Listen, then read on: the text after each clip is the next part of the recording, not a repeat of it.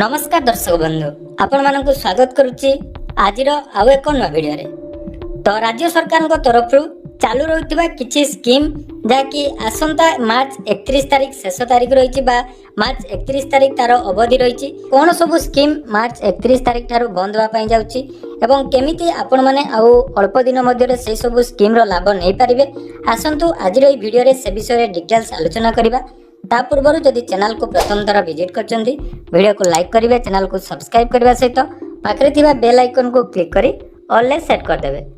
तो देखंतु वर्तमान राज्य सरकार तरफ चालू रहउतिबा चारोटी स्कीम जोटार शेष तारीख रही अवधिर शेष तारीख रही मार्च मास 31 तारीख। तो प्रथम जो स्कीम टी रही सेटा रही आपण मानकर सुभद्रा योजना एवं सुभद्रा योजनार जहाँकि जो मैंने भी वर्तमान सुधा आवेदन करना जो भी महिला माने रही जाइछन्ती तांकर पंजीकरण शेष तारीख देखि पारुथिबे मार्च 31 2025 मध्य आपण मानक पंजीकरण करिया पई पड़िबो। एवं जो मानकर सुभद्रा योजना रे जदि टंका मिली नाही प्रथम किस्ती पर द्वितीय किस्ती मिली नाही सेमानक पई मार्च 31 तारीख पर जाकि फील्ड वेरिफिकेशन करा जिवो बोली सरकार तरफ सूचना दिया जाइछि। एवं फील्ड वेरिफिकेशन हला पर जो मानकर टंका आसी नाही सेमानकर टंका आसीबो।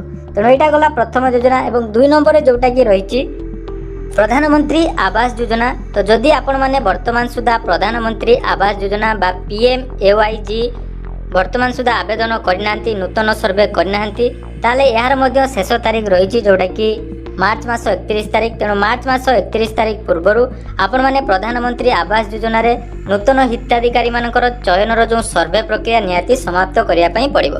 तेणु से चयनर प्रक्रिया आपण मानकर रही जोटा कि दुईटी प्रोसेस रे आपण माने आप मोबाइल आप माध्यम रे सेल्फ सर्वे करि परिबे।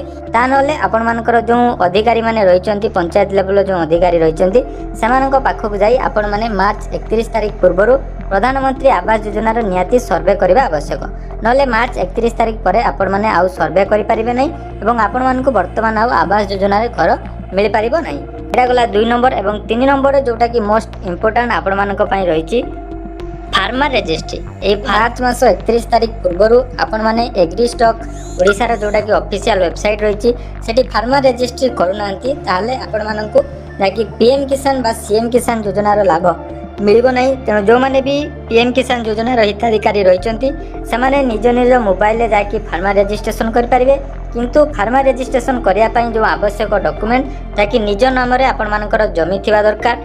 तापाई भी जदि आपण मानकर प्रॉब्लम अछि निहाती आपण माने निजर तहसील ऑफिस को जाई निज निज नाम रे जाकि लीगल लेयर हो बा जो ओनरशिप ट्रांसफर करी आपण माने जाकि फार्मर रजिस्ट्रेशन कर पारिबे। एटा एवं 4 नंबर जोटा रहिछि आपण मानक पई आ गोटे इंपोर्टेंट अपडेट आपण मानकर राशन कार्ड EKYC वर्तमान सुधा जदि आपण मानक परिवार रे कोनोसी व्यक्ति राशन कार्ड रे EKYC करिनांती ताले मार्च 31 तारीख मध्य राशन कार्ड EKYC रो शेष तारीख रही।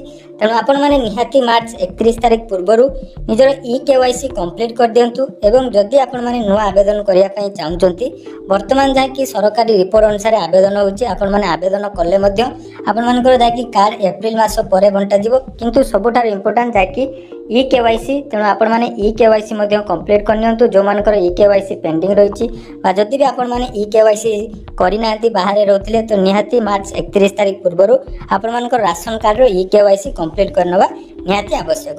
तेणु यदि वीडियो टी भल लागिछि चैनल को सब्सक्राइब करिवे एवं